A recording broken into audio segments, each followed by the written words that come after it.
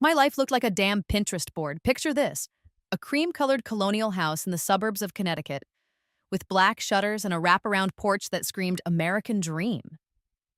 Inside, my two kids, Sophia and Noah, ran around, their laughter bouncing off hardwood floors I'd spent years designing to perfection. I'm Olivia, 37, a badass interior designer who could turn a shoebox into a showroom. My husband, Ethan, was the cherry on top, a handsome architect with a smile that could charm a room. We were the couple everyone envied, the ones hosting barbecues where neighbors whispered, "How do they make it look so easy?" But let me tell you something, ladies. Even the prettiest picture can hide some ugly truths. Back in the early days, Ethan and I were unstoppable. We met at a design conference, bonding over blueprints and bourbon. He'd sketch buildings, I'd dream up their souls, and together we built this life. Our wedding was small but perfect. String lights, wildflowers, and Ethan whispering promises in my ear as we danced under the stars. "I'll always choose you, Liv," he said, and I believed him. We moved to Connecticut, had Sophia, then Noah, and I poured my heart into making our home a masterpiece. I was the mom who baked for school fundraisers, chaired the PTA, and still landed clients who paid top dollar for my designs. "You're superwoman," Ethan used to say, kissing my forehead. God, I ate it up. I ran myself ragged to keep this life gleaming. From soccer practice to charity galas, I was everywhere, making sure our family shone like a polished trophy. Gotta keep the dream alive, right? I'd laugh, juggling client meetings and bedtime stories. Ethan was my partner in crime, or so I thought. We'd stay up late, sketching ideas for our dream house, laughing over glasses of red wine. Our home was my canvas, every throw pillow, every light fixture chosen with love. I'd walk through it at night, kids tucked in, Ethan reading in bed, and think, this is it. This is what I worked for. But you know what they say about things that look too good to be true? Yeah, I was about to learn that the hard way. It started with little things. Ethan's late nights at the office became a regular thing.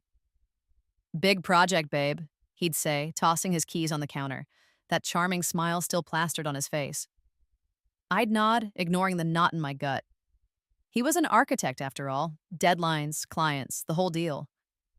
But then the meetings stretched longer, and he stopped telling me where he was going. One night, I asked, "Where were you till midnight?" He shrugged, eyes glued to his phone. "Client dinner ran late." His phone, by the way, was locked tighter than Fort Knox. Passcode changed, screen angled away from me. "You hiding something?" I teased, half joking. He laughed it off. "Just work stuff, Liv. Relax." Relax? Oh, honey, I was trying. The doubts crept in like damp rot. I'd catch him texting at odd hours, his thumbs flying, then he'd shove the phone in his pocket when I walked by. He started taking calls outside, pacing the backyard in the dark. Work stress, I told myself, but my heart wasn't buying it. I'd lie awake, staring at the ceiling, replaying every moment. Was I crazy? Overreacting? I mean, Ethan was still Ethan, bringing me coffee in bed, kissing the kids goodnight. But something was off, like a painting hung just a hair crooked. I'd ask, "You okay, babe?" And he'd flash that smile. Never better. Lies. I could smell them, even if I couldn't prove it yet. One night, I found a receipt in his jacket pocket. Some fancy restaurant in the city, $200 for two. No mention of a client. My hands shook as I held it, my mind racing. "Who were you with?" I asked the next morning, casual as I could manage. He didn't blink. "Colleagues, boring work thing." But his eyes darted away and that knot in my gut twisted tighter. I wanted to scream, to shake him and demand the truth, but I didn't. Not yet. I was still the perfect wife, smiling through the suspicion, keeping the house spotless, the kids happy. "You're imagining things, Liv," I told myself, but deep down, I knew Ethan wasn't just stressed. He was slipping away, and I was about to find out why. I started noticing other things. He'd mentioned this new colleague, Ava, a rising star at his firm. "She's got a fresh perspective," he'd say, all casual, but his eyes lit up a little too much. "Ava this, Ava that." I'd smile, nod, but inside I was screaming, "Who the hell is Ava?" I didn't want to be that wife, the jealous, paranoid one, but every time he said her name, it felt like a needle in my chest. I'd pour myself a glass of wine, stare at our family photos on the mantel, and wonder when my perfect life started feeling like a lie. "You're being ridiculous," I'd mutter, but the doubts were piling up, heavy as bricks. Here's the thing, ladies. I didn't just sit there. I'm Olivia, the woman who built a career and a family from scratch. I wasn't about to let some gut feeling ruin me. But I wasn't ready to confront him either, not without proof. So I kept playing my part, kissing him goodbye every morning, packing lunches for Sophia and Noah, designing homes for clients who raved about my vision. But at night, when the house was quiet, I'd lie awake, plotting. I wasn't sure what I was looking for, but I knew one thing. Ethan was hiding something, and I was going to find out what. "You think I'm blind, Ethan?" I whispered into the dark one night. "Just wait." Looking back, I wonder how I didn't see it sooner. The late nights, the locked phone, the way he'd pull away when I touched him. But love makes you stupid, doesn't it? I wanted to believe in us, in the life we'd built. I wanted to believe Ethan was still the man who'd carried me over the threshold of this house, who'd cried when Sophia was born. But the truth was clawing its way out, and I was about to get hit with it hard. "You think I'm done, ladies?" I'd say if you were here with me now. Hell no. The real shock's coming, and it's gonna burn. You ever get that feeling where your gut's screaming something's wrong, but your heart's begging you to shut up? That was me, standing in my kitchen, clutching a coffee mug, trying to pretend Ethan's late nights were just work stress. But then Isabel, my ride-or-die best friend, dropped a bomb that blew my denial to pieces. "Liv, I saw Ethan's car at some sketchy condo downtown," she said, her voice low like she was breaking bad news to a kid. "It wasn't his office, and it sure as hell wasn't a client meeting." My ears rang, my chest tightened, and I swear my coffee went cold in my hands. "You sure it was his?" I asked, voice shaky. She nodded, eyes full of pity. "Black Tesla, custom plates, it was him." I wanted to laugh it off, to say, "Nah, you're tripping." But the knot in my gut twisted so hard I could barely breathe. Still, I told myself, maybe it's a mistake. Maybe he was, I don't know, picking up blueprints? God, I was so damn naive. I spent the next few days in a fog playing perfect wife while my mind ran wild. Sophia and Noah were oblivious, thank God, giggling over pancakes as I forced a smile. "Mom, you okay?" Sophia asked one morning, her big brown eyes searching mine. "Yeah, baby, just tired," I lied, ruffling her hair, but I wasn't tired. I was unraveling. Ethan came home late again, smelling like cologne he hadn't worn in years. "Good day?" I asked. Casual, testing him. "Same old," he said, not even looking up from his phone. That damn phone. Always buzzing, always locked. I wanted to snatch it, smash it, anything to stop the lies piling up. But I held it together, ladies. I wasn't about to let him see me crack.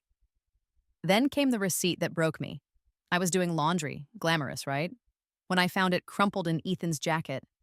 A dinner at Le Bernardin, some fancy-ass seafood place in the city. $200 for two people, dated last Friday, when he swore he was stuck at the office. My hands shook as I unfolded it, and there, scrawled on the back in loopy handwriting, was a name. Ava. My stomach dropped like I'd been kicked.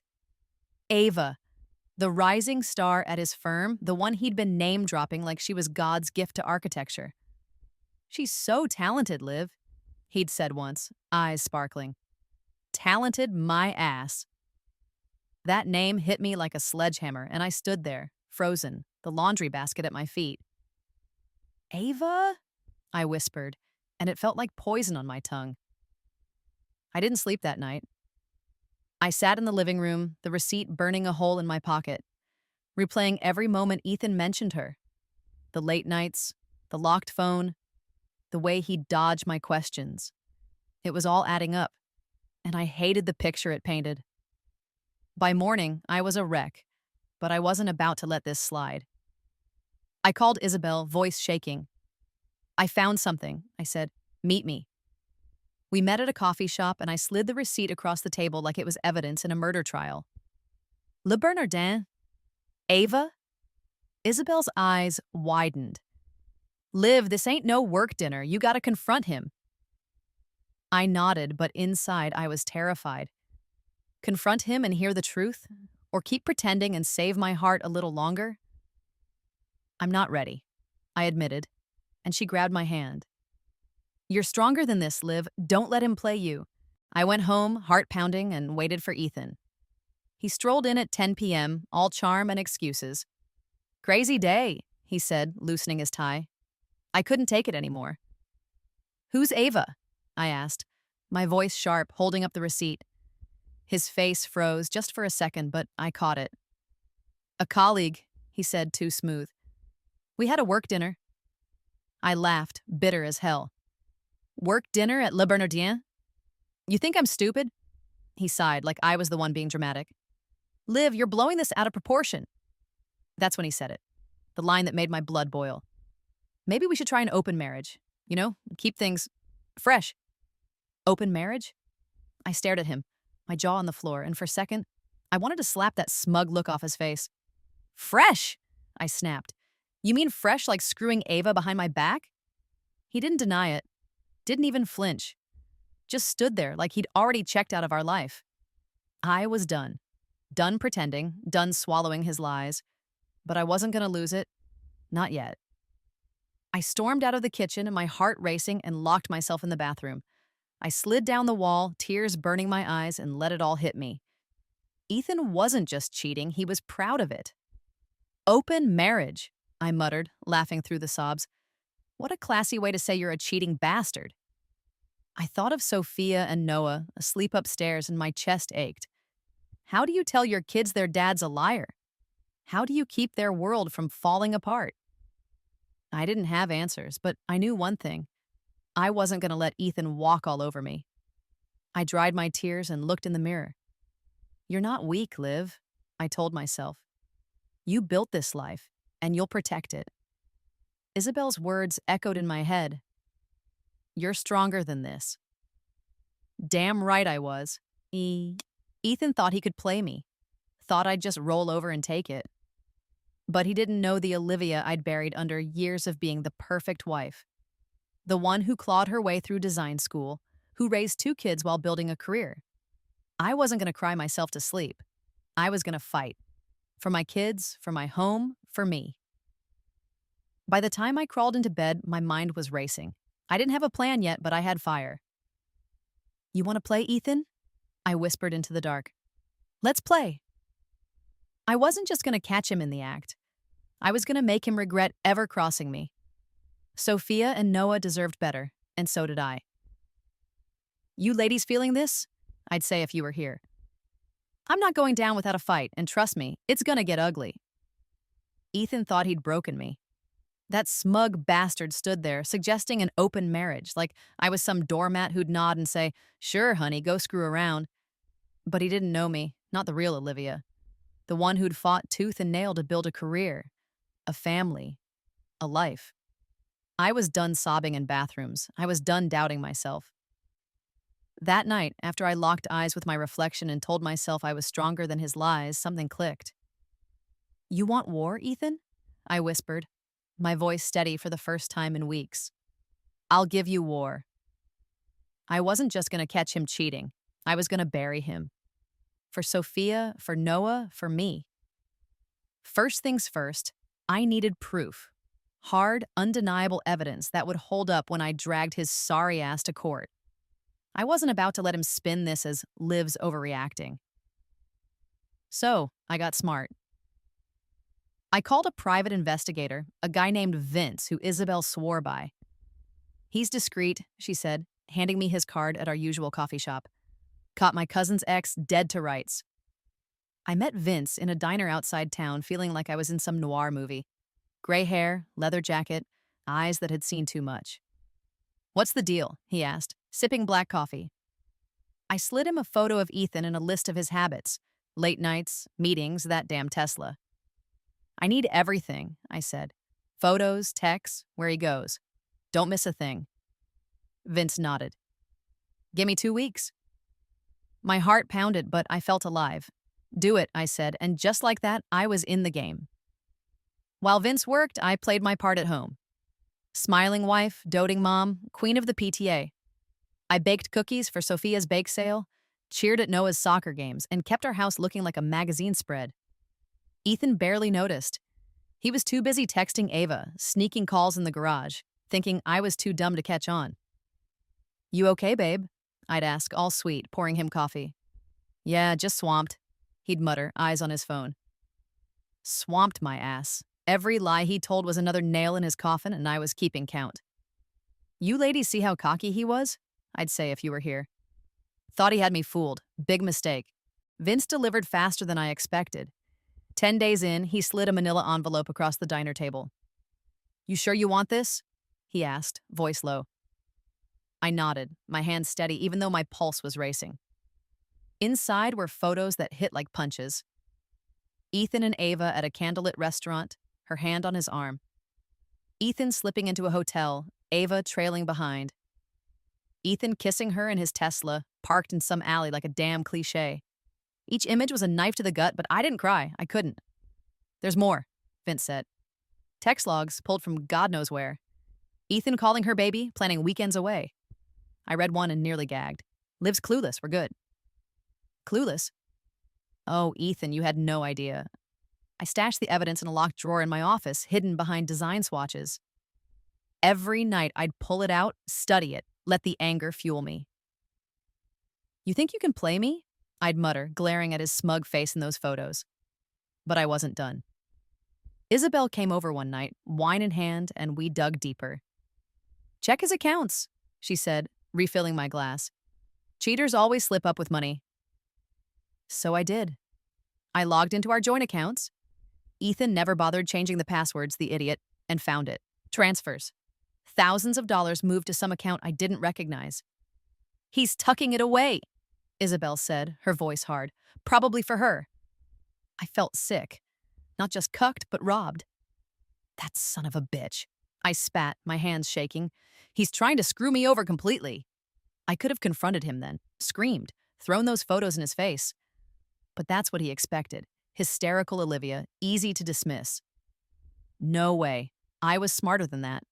I kept up the act, kissing him goodbye every morning, packing lunches for the kids, charming clients with my designs. At night, I'd meet with Vince, go over more evidence, build my case like a fortress. Ethan was slipping, missing Noah's games, forgetting Sophia's school play. Where's Dad? Noah asked once, his little face falling. Work, I lied, my heart breaking. I hated covering for him, but I had to. For now, I was the glue holding our family together, even if it was just a facade. Isabel was my rock. You're a badass, Liv, she said one night, clinking her glass against mine. He's gonna wish he never met Ava. I laughed, but it was cold. He's gonna wish he never met me. I wasn't just protecting my kids anymore. I was protecting my future. Ethan thought he could take everything, my love, my money, my dignity. But I was done being his victim. I hired a lawyer, a shark named Rachel who specialized in divorce. We'll nail him, she said, flipping through Vince's evidence. He won't know what hit him. I nodded, feeling the weight lift just a fraction. Good, I said. I want him to feel this. By the time I had everything, photos, texts, bank records, I was ready. My plan was locked and loaded, every detail sharp as a blade. I looked at Sophia and Noah, laughing over dinner, and swore I'd shield them from the fallout. Ethan could burn, but my kids? They'd come out whole. You ready for this, Liv? Isabel asked one night, her eyes searching mine. I took a deep breath, my resolve like steel. Hell yeah, I said. He's going down. Ladies, you feeling this? I was done playing nice. The trap was set, and Ethan was walking right into it. The morning of the divorce hearing, I stood in front of my bathroom mirror, smoothing my navy blazer. My hands steady despite the storm in my chest. I looked like the Olivia everyone knew, polished, poised, the interior designer who could charm a room. But inside, I was a warrior, armed with months of evidence and a heart hardened by Ethan's betrayal. You've got this, I told my reflection. my voice low, fierce. Sophia and Noah were with Isabel, safe from the chaos I was about to unleash. I grabbed my purse, stuffed with Vince's manila envelope, and headed to the courthouse. Time to end this, Ethan, I muttered, stepping into the crisp Connecticut air. Ladies, you ever feel that moment when you're done being played? That was me, ready to burn it all down. The courtroom was cold, all polished wood and fluorescent lights, the kind of place that makes your skin crawl. Ethan sat across from me in a sharp suit, looking every bit the respectable architect. Ava wasn't there, coward, but I could feel her shadow lurking in his smug little smirk. My lawyer, Rachel, leaned over, her eyes like steel. "We're airtight," she whispered, tapping the stack of evidence. Photos, texts, bank records, all ready to blow Ethan's lies to hell. The judge, a stern woman with gray hair, called the session to order, and my heart kicked into overdrive. Here we go, I thought, gripping the edge of my chair. This wasn't just about divorce, it was about justice. Rachel didn't waste time. She stood voice sharp and laid it all bare. Your Honor, Ethan Carter has engaged in infidelity and financial misconduct, she said, sliding the first photo across the table. Ethan and Ava tangled up at that candlelit restaurant, her hand on his like they were starring in some cheap rom-com. The judge's eyes narrowed. Rachel kept going, pulling out texts. Lives clueless, Ethan had written, the bastard, and bank statements showing thousands siphoned to his secret account. Each piece was a hammer, and I watched Ethan's face drain of color, that smirk gone like it had been slapped off. You feeling this, ladies? I'd say if you were here. He thought he was untouchable, not anymore. Ethan's lawyer tried to spin it. This is a misunderstanding, he stammered, claiming the transfers were business expenses, and the photos were out of context. Bullshit. Rachel cut him off. Business expenses for hotel rooms? And dropped a recording, courtesy of Vince. Ethan's voice clear as day telling Ava, once the divorce is done, we're set. The courtroom went dead quiet, and I swear I saw the judge's jaw tighten. Ethan stared at the floor, hands clenched, like he could feel the walls closing in. I didn't smile, didn't gloat. I just sat there, chin high, letting the truth do the talking. When it was my turn to speak, I kept it short. I gave him everything, I said, my voice steady despite the ache in my throat. My love, my trust, our family. He threw it away for her and tried to leave me with nothing. I looked at Ethan, his eyes avoiding mine, and felt a strange calm. I'm not here for revenge, I lied, just a little. I'm here for my kids, for our future. The judge nodded, scribbling notes, and I knew we had her. Ethan's lawyer tried to paint me as overly suspicious, but Rachel shut that down with more evidence. Receipts, hotel bookings, even a love note from Ava I hadn't known about. Enough, the judge finally said, her voice like a gavel. Ethan was cooked. The ruling came fast. I got full custody of Sophia and Noah. Ethan's weekend dad act didn't impress anyone. He was ordered to pay child support and alimony, plus a chunk of his assets as compensation for the money he'd siphoned. His reputation? Trashed. Word spreads fast in a small town, and by noon, whispers of that cheating architect were already circling. I walked out of the courthouse, the autumn sun hitting my face, and took a deep breath. You did it, Rachel said, squeezing my arm. You nailed him. I nodded, but it wasn't joy I felt, just relief mixed with a hollow ache. He wanted freedom, I muttered. He's got it now. Freedom in a shitty one-bedroom with nothing but regret. Ethan had the nerve to approach me a week later. He showed up at my office looking like a kicked dog, all apologies and excuses. Liv, I messed up, he said, his voice cracking. Can we talk? I laughed, cold and sharp. Talk? You lost that privilege when you chose Ava. His eyes begged, but I was done. You threw away our family, I said, stepping closer, my voice low. I rebuilt mine, without you. I turned and walked away, leaving him standing there, a ghost of the man I'd loved. You think I'm cruel? I'd ask you, ladies. Good. He deserved it. I drove home, the weight of the past months lifting with every mile. Sophia and Noah were waiting, their laughter spilling out as I pulled into the driveway. I hugged them tight, promising myself they'd never see me break again. Ethan's fall wasn't my victory, my strength was. "You're free now," Isabel had said when I called her. And she was right. I'd walked through fire and come out sharper, stronger. "You ready for what's next, Liv?" I asked myself, watching the kids play in the yard. Hell yeah, I was. 6 months after the courtroom showdown, my life didn't look like a Pinterest board anymore, and I was okay with that. The house was still ours, but it felt lighter, like the air wasn't thick with Ethan's lies. Sophia and Noah were my anchors, their laughter filling the rooms where I used to tiptoe around his secrets. I stood in the kitchen one morning, flipping pancakes, the smell of maple syrup mixing with the crisp Connecticut breeze slipping through the window. "Mom, you're the best!" Noah shouted, syrup smeared on his chin. Sophia rolled her eyes but grinned, stealing a piece of bacon. This was my win. Not the money or the custody, but these moments, real and mine. "You ladies feeling this?" I'd say if you were here. "This is what I fought for." Getting here wasn't easy. The first weeks after the divorce were rough. Sophia asked, "Why doesn't Dad live here anymore?" And I had to bite back the truth. "He's got his own place now, sweetie," I said, keeping my voice steady. "But you've got me, always." I never trashed Ethan to them. Those kids deserved a dad, even if he was a lousy one. Noah cried sometimes, missing him, and I'd hold him tight, whispering, "We're gonna be okay." And we were. They started smiling more, laughing louder like they could feel the weight lifting too. I taught them what mattered: love, trust, and standing tall, no matter what. "You don't need someone else to make you whole," I told Sophia one night, brushing her hair. She nodded, and I saw a spark in her eyes, the same fire I'd found in myself.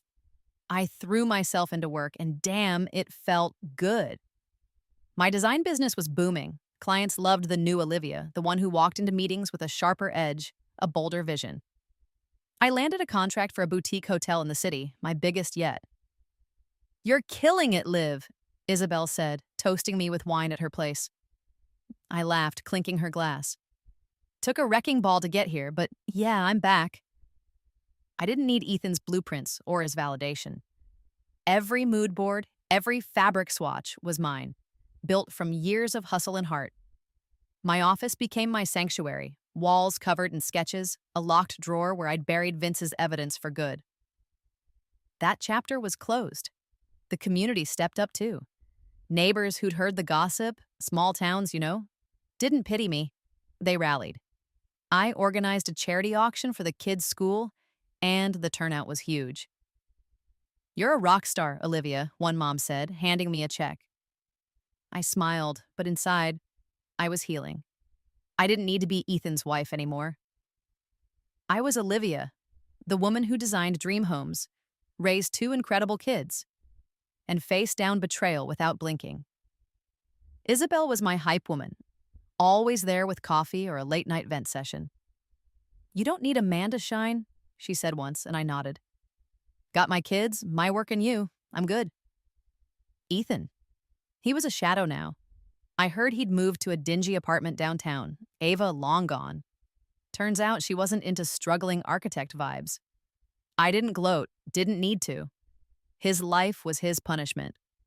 Then came the school festival, a sunny afternoon with face painting and cotton candy.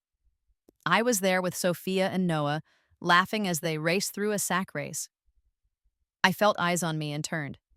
Ethan, standing by the fence alone, watching us. His face was hollow, like he'd aged a decade. For a second, our eyes met, and I saw it, regret, heavy and raw. He raised a hand, a weak wave, but I didn't wave back. I turned to my kids, shouting, "Go, Noah, you got this." Ethan chose his path, and I chose mine. "You think I'm cold?" I'd ask you ladies. Maybe, but I'm free. That night, I tucked Sophia and Noah into bed, their faces still flushed from the festival. "Love you, Mom," Sophia mumbled, half asleep. My heart swelled. "Love you too, baby," I whispered, kissing her forehead. Downstairs, I poured a glass of wine and stepped onto the porch, the stars bright above. The house wasn't perfect anymore. There were scuffs on the walls, toys scattered, but it was ours.